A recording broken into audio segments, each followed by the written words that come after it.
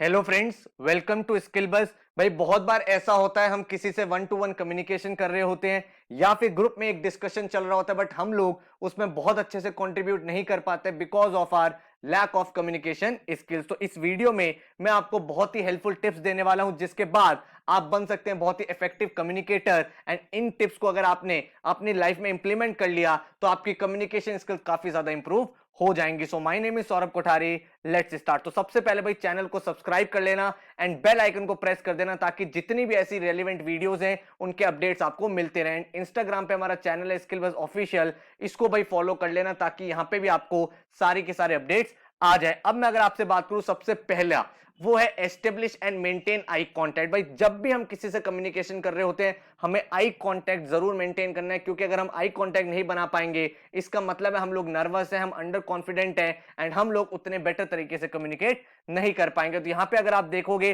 तो अगर आप किसी से कम्युनिकेट कर रहे हो तो you have to make eye contact before you start talking to someone. आपको नीचे नहीं देखना है, डोंट लुक डाउन। और जब आप बोल रहे होते हो तो आपको स्लोली भाई अपनी आईज को मूव करना होता है सो दैट आप एक तरह से सबको डील कर पाओ। अगर आप ग्रुप में हो तो आपको ग्रुप में सबको देखना है एंड भाई आपको पूरा प्रॉपर्ली एक आई कांटेक्ट मेंटेन करना है। सबसे बड़ी प्रॉब्लम क्या होती है? सबसे बड़ी प्रॉब्लम ये होती है कि जब हम बोल रहे होते हैं तब तो हमारा 75% का जो कम्युनिकेशन है वो हमारा आई कांटेक्ट मेंटेन करता है, बट जब हम लिसन कर रहे होते हैं, जब हम सुन रहे होते हैं तो हमारा आई कांटेक्ट नहीं होता। और ये बहुत बड़ा प्रॉब्लम है क्योंकि लिसनिंग ज्यादा इंपॉर्टेंट है स्पीकिंग से। तो अगर आप लिसन करते हुए आई कांटेक्ट नहीं बना रहे हो, आप लेफ्ट राइट देख रहे हो, इससे सामने वाले को भाई एक फीलिंग होती है कि आप इंटरेस्टेड नहीं हो उस पूरी की पूरी कॉन्वर्जेशन में। तो फर्स्ट फोरमोस्ट रूल यही है कि आपको एक अच्छा आई कांटेक्ट मेंटेन करना है। नंबर 2 जब पॉइंट आता है वो ये है listen more than you speak. Listen more than you speak मतलब अगर आप देखोगे you have 2 years and 1 mouth,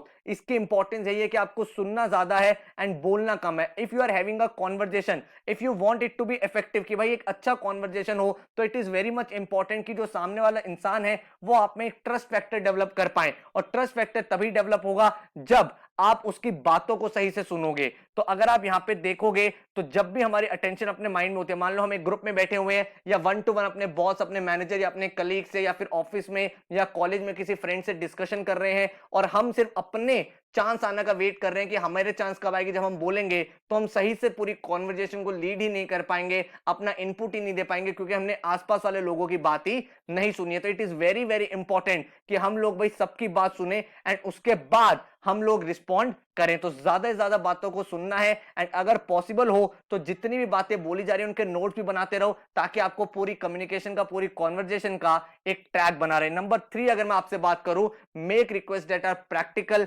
specific and positive. इसका क्या मतलब हुआ? भाई बहुत बार ऐसा होता है कि हम अपने ऑफिस में बैठे हुए हैं या फिर हम कॉलेज में हैं, ग्रुप प्रोजेक्ट कर रहे हैं, लेकिन हमें कोई ना कोई नॉइज हो रही है, कोई प्रॉब्लम हो रही है। मान लो कोई ऐसा इंसान है कि आप एक इंपॉर्टेंट काम अपने लैपटॉप पे कर रहे हो बट कोई ऐसा इंसान है जो भाई गाने चला रहा है। तो अब आप क्या करोगे? एक तो आप ये बोलोगे stop making so much of noise, तो वो क्या है, वो बड़ा वो लगता है आर्गुमेंटेटिव, बड़ा रूड लगता है, बड़ा हार्श लगता है। तो इसी चीज को आपको पॉजिटिवली बोलना है। आप उसे बहुत पोलाइटली बोलो, I am working, can you please use the headphones while playing music. तो इससे क्या है, आपने अपना मैसेज भी डिलीवर कर दिया, सामने वाले को प्रॉब्लम भी नहीं हुई, उसे हर्ट भी नहीं हुआ एंड वो ऑटोमेटिकली उस चीज को इंप्लीमेंट कर देगा। तो जब भी हम किसी से कोई रिक्वेस्ट कर रहे हैं वो बहुत ही पॉजिटिव टोन में होनी चाहिए, प्रैक्टिकल होनी चाहिए। ऐसा नहीं होना चाहिए बहुत वेग चीजें हमने बोल दी।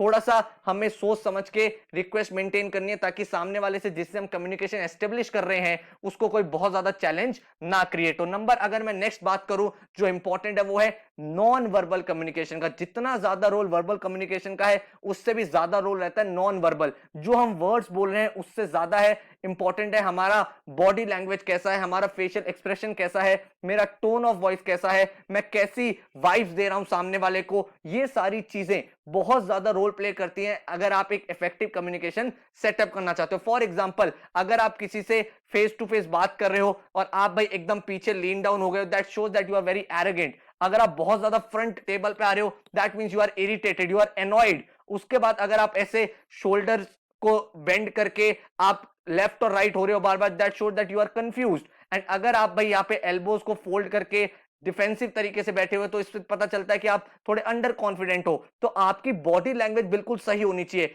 बार बार अगर आप फेस के टच कर रहे हो, ऊपर देख रहे हो, लेफ्ट राइट देख रहे हो, तो इसका मतलब आप किसी चीज को लेकर टेंशन में, आप वरीड हो। तो ये सब चीजें बहुत ज्यादा इंपॉर्टेंट है कि आपकी बॉडी लैंग्वेज बिल्कुल प्रॉपर होनी चाहिए, आपके फेस पे एक स्माइल होनी चाहिए, एंड आप एक अच्छे से पॉजिटिव जेस्चर्स के साथ आप कम्युनिकेट कर पा रहे हो। ऐसा नहीं होना चाहिए आप फिंगर को पिन पॉइंट कर रहे हो, रादर देन आप हैंड्स को पिन पॉइंट करो। हैंड्स को लेफ्ट राइट लेके जाओगे तो फिर उससे क्या होता है, वो बेटर एक वाइब देता है। अगर आप फिंगर्स को पिन पॉइंट करोगे वो हार्श लगेगा।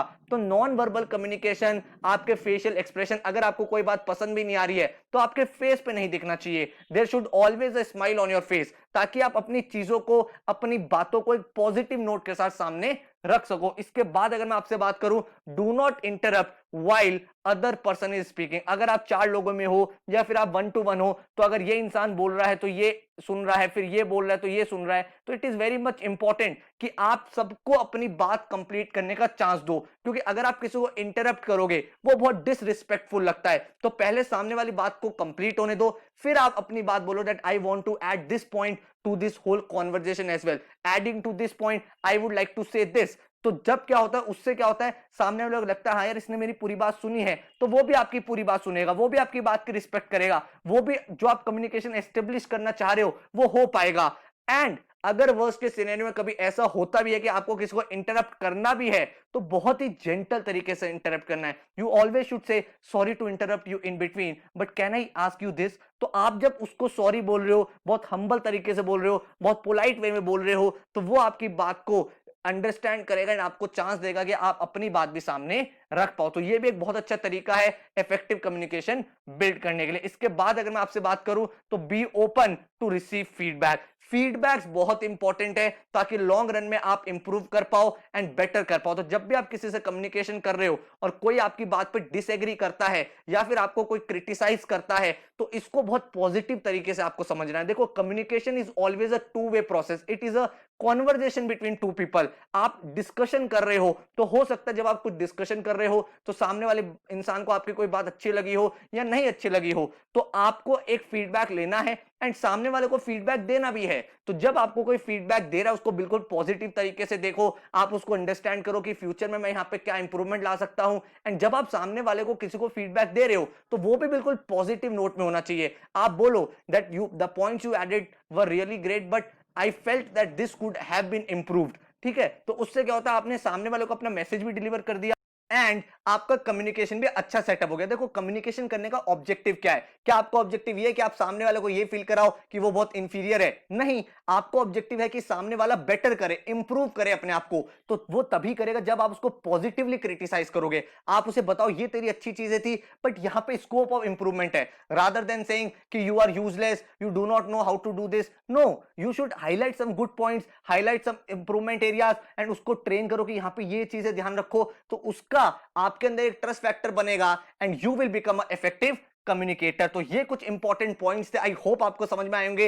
ये जो मैंने पॉइंट्स आपके साथ शेयर करे हैं जनरली यूज होते हैं जब हम 1 to 1 या फिर एक ग्रुप में डिस्कशन कर रहे हैं, कम्युनिकेट कर रहे हैं। अगर आप पब्लिक लेवल पे डिस्कशन करना चाहते हो, पब्लिक स्पीकिंग पे, तो उसके लिए मैंने ऑलरेडी चैनल पे बनाया हुआ है वीडियो कि 5 tips for impressive public speaking. तो वो भी आप देख सकते हो, जिसकी हेल्प से कि पब्लिक में अगर आपको डील करना है, आप लार्ज ऑडियंस को एड्रेस करना चाहते हो या फिर आपको बड़े लेवल पे कहीं डिस्कशन करना है, अपने कोई पॉइंट्स को देना है, तो वहां पे क्या क्या इंपॉर्टेंट चीज है जो आपको हेल्प कर सकते हैं। अगर आपको वीडियो अच्छा लगा है भाई, वीडियो को लाइक करना एंड नीचे कमेंट सेक्शन में बताओ कि आप इनमें से कौन से टिप्स हैं जो आगे फॉलो अपनी लाइफ में करने वाले हो। So thank you so much, all the best and take care.